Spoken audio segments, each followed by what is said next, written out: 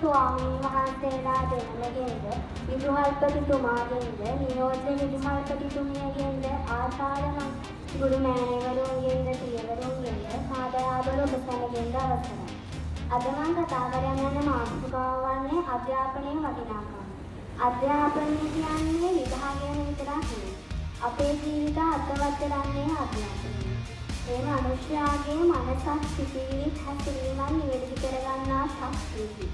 අධ්‍යාපනය මගින් අපට හොඳ මනුෂ්‍යයන් වීමට ජීවිතය ගොඩනගා ගැනීමටත් හැකියාවක් ලැබෙනවා. තවත් පැත්තකින් බලද්දී හොඳ රැකියාවක් කරන්න, රටට ලෝකයට සේවය කරන්න අධ්‍යාපනය හොඳ පදනමක් වෙනවා. අපේ ගුරුවරුන්ගේ උපදේශ මත අධ්‍යාපන අවස්ථා නිවැරදිව භාවිතා කරොත් සමාජයට සහ ලෝකයට වැඩදායී පුද්ගලයෙක් බවට පත්වන්න පුළුවන්. තව දෙයක් දක්ෂ නායකත්ව ගුණ ඇති සමාජයට වැඩදායී